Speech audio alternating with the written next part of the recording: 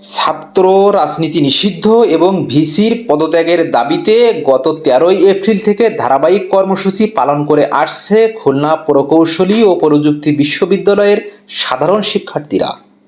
ধারাবাহিক কর্মসূচির অংশ হিসাবে দুর্বার বাংলার পাদতলে ভিসির প্রতীকী চেয়ার আগুনে পুড়িয়ে বিক্ষোভ করেছেন সাধারণ শিক্ষার্থীরা এবং বিক্ষোভ থেকে ঘোষণা করা হয়েছে এক দফা ভিসির পদত্যাগ।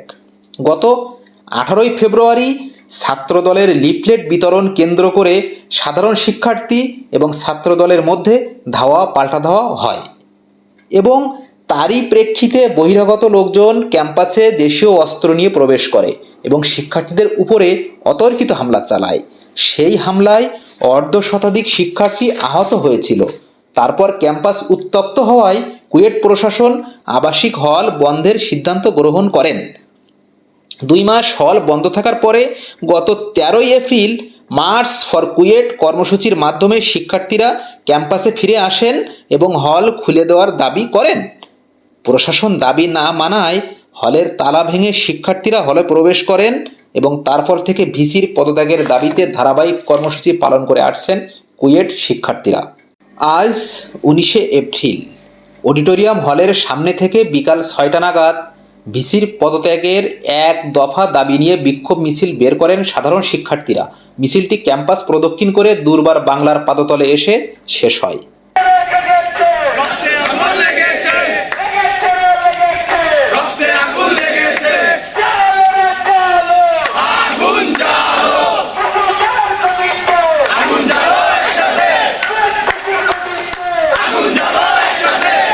পরবর্তীতে সেখানে সবাই মুক্ত আকাশের নিচে শুয়ে পড়ে 1 মিনিট নীরবতা পালন করেন এবং পরে ভিসির গদিতে অগ্নিসংযোগ করে এক দফার চূড়ান্ত বহিঃপ্রকাশ ঘটান কুয়েট সাধারণ শিক্ষার্থীরা।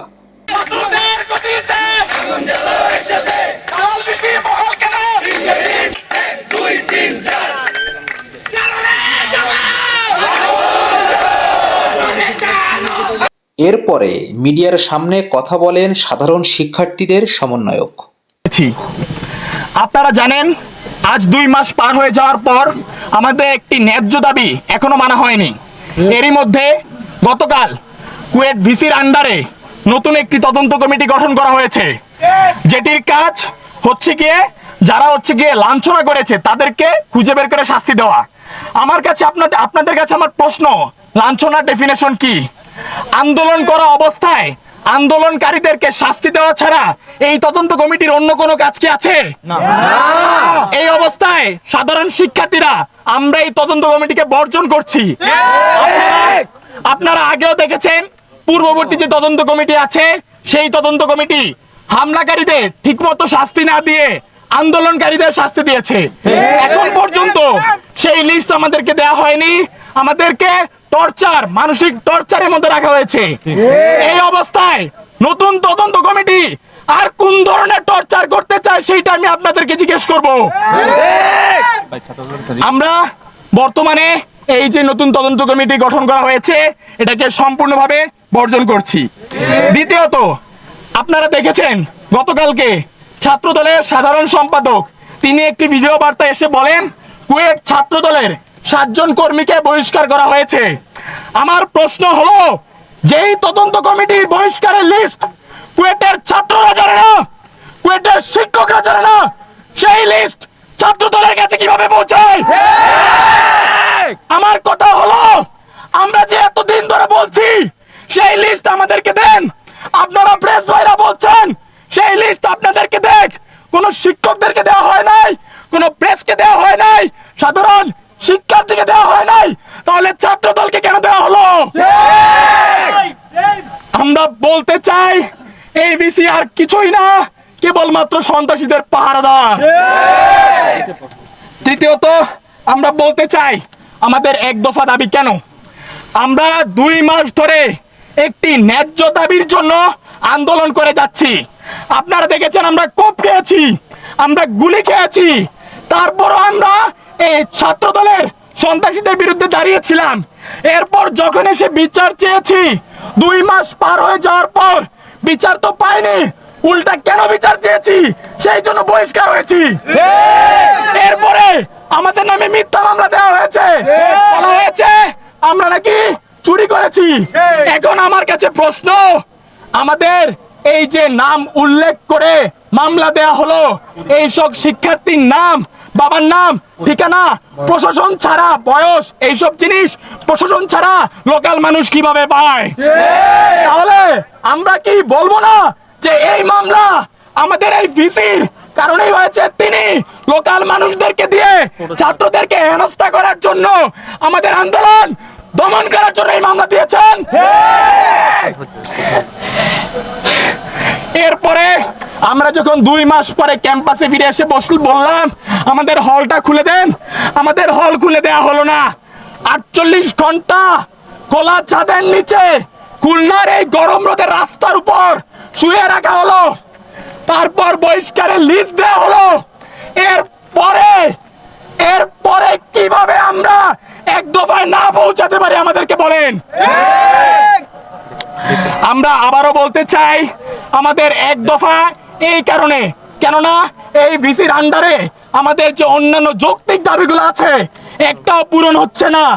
এই ভিসিকে অপসারণের পরে অন্যান্য সকল যৌক্তিক দাবি সহ মামলা প্রত্যাহার, বহিষ্কারাদেশ উঠায় নেওয়া সহ আরো অনেক সংস্কার করতে হবে, যেটা নতুন ভিসি এসে করবে।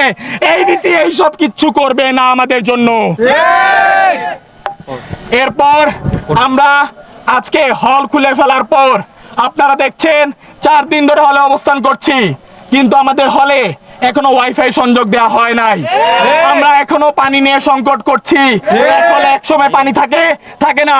আমার কথা হলো, বিসি যদি ছাত্রদের জন্যই সংগ্রাম করে, বিসি যদি ছাত্রদের পক্ষেই হতো, কেন আমাদের ওয়াইফাই দেওয়া হবে না? কেন পানির জন্য আমরা কষ্ট করব?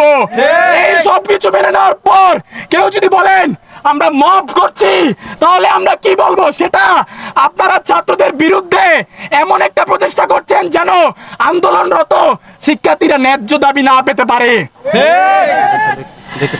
এরপর আমরা আমাদের কুয়েটের প্রাণপ্রিয় সম্মানিত শিক্ষকদের অনুরোধ করব, আপনারা কোনো ক্যাডারের পিছনে গিয়ে দাঁড়াবেন না। ছাত্রদল, বিএনপি এই ধরনের কোন নেতার পিছে দাঁড়িয়ে শিক্ষার্থীদের ন্যায্য আন্দোলনকে দুর্বল করে দিবেন না। আমরা আপনাদের প্রতি আহ্বান করব, আপনারা আমাদের পক্ষে এসে দাঁড়ান, আপনারা সাধারণ শিক্ষার্থীর পাশে দাঁড়ান। আমরা একটা ন্যায় যুক্তিসঙ্গত কারণে আমরা আজকে আন্দোলন করছি। আমরা হামলা খেয়েছি, মামলা খেয়েছি, বহিষ্কার হয়েছি, এরপর আমরা আন্দোলন করছি কারণ আমরা বিচার চাই। আপনাদের কাছে আমাদের বিনীত অনুরোধ থাকবে, আপনারা শিক্ষার্থীদের পাশে এসে দাঁড়ান। আপনারা আমাদের বৃত্তিতুল্য, আমাদের এই ক্যাম্পাসের গার্জিয়ান আপনারা। আমরা আশা করব আপনারা অতি দ্রুত দালাল ভিসির সঙ্গ ছেড়ে আমাদের সাথে এসে দাঁড়াবেন। এবং সর্বশেষ আমরা বলতে চাই, 2 মাস হয়ে গিয়েছে, ইন্টারিম আমাদের দিকে তাকায় নাই। যে ইন্টারিম আমাদের ছাত্র জনতার রক্তের উপর দিয়ে আসলো, যে জুলাইয়ের পর ইন্টারিম বলল অন্য কোন স্বৈরাচারকে তিনি স্থান দিবেন না, সেই ইন্টারিম কি দেখে না 2 মাস ধরে কুয়েটে জুলাই নেমে এসেছে? সেই ইন্টারিম কি দেখে না আমরা কি কষ্ট করতেছি? সেই ইন্টারিম কি দেখে না আমরা কিভাবে কোপ খাইছি, কিভাবে আমাদের রক্ত ঝরছে? কোথায় সেই আসিফ মাহমুদ, কোথায় মাহফুজ, কোথায় আসিফ নজরুল? তাদের কাছে আমাদের প্রশ্ন, আমরা এই ন্যায্য দাবি আর কতদিন চালাবো? শিক্ষা উপদেষ্টাকে বলতে চাই, আপনারা এদিকে তাকান, আমাদের দিকে তাকান, আমাদেরকে এই জায়গা থেকে উদ্ধার করেন। আমরা দ্রুত পড়াশোনায় ব্যাক করতে চাই। আপনাদের কাছে বিনীত অনুরোধ থাকবে, এখনো দেখার চেষ্টা করেন কুয়েটের শিক্ষার্থীরা কতটা কষ্ট করতেছে, এবং এরপরও যদি আপনারা না আসেন তাহলে আমাদের কঠোর কর্মসূচিতে যাওয়া ছাড়া আর কোনো উপায় থাকবে না। ধন্যবাদ।